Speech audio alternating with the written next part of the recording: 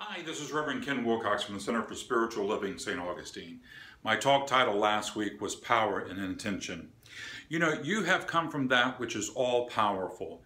And its intention for you is that you may know yourself as a perfect idea in the mind of God. You were created so that you might experience every good, all the love, the joy, and the happiness that life has to offer. And we believe one great way of doing that is through a affirmative prayer. Not begging and pleading, but standing upright in your full spiritual maturity, announcing your good to a receptive universe. The answer to every prayer is within the prayer. And what we mean by that is that you're not trying to convince some distant deity that you deserve your good. The only person you're trying to convince is yourself, to open your eyes to see the great good that surrounds you. And when you do what you can with the good that surrounds you, more will be given to you. That is, in the final analysis, all that's ever asked of us, that we do the best we can with the good we have. You know, I heard a wonderful story this past week. It was about a reporter who was covering the war in the former country of Yugoslavia. And he was stationed in Sarajevo, a beautiful city. And one side had pulled back from the city, and the other side was marching towards the city. And they had come with the intention of destroying the city. His bosses in New York called him and said, "You have to get out now. It's not safe for you to be there." And so he packed up everything, and he got in his car, and he left.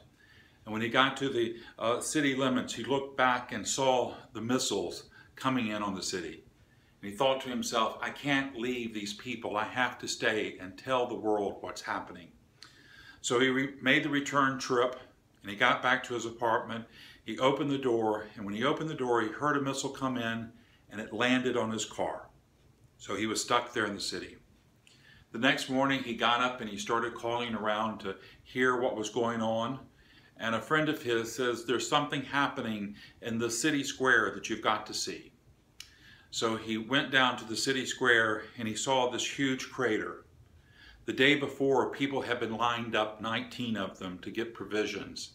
And a missile had come in and had hit and killed all of them. So in the middle of this crater was sitting a man in a tuxedo, and he was playing a violin. The reporter went up to him and asked him, what are you doing? And he said, well, I was a violin player for the Yugoslavian National Orchestra, and I live on the square. And these 19 people who were killed were all my friends and neighbors. And I've made a commitment that I'm going to come here and play every day for 19 days in their honor. And the reporter asked him, what good do you think that will do? And the violin player looked at him and said, I don't know what good it will do, but it's the good I can do.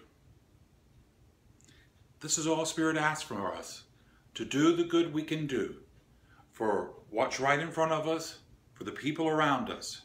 And when we do that, we set up a vibration of love. We set up a vibration of giving. And it creates a wonderful atmosphere that can change our lives, the lives of people around us, and eventually can change the world. Now, know this with me. There is a miracle wanting to be birthed in your life this week. It's your job to go name that miracle, proclaim it, and to make it your own. God bless us all. Hope to see you this Sunday, and if not, again next week on our YouTube video. Blessings.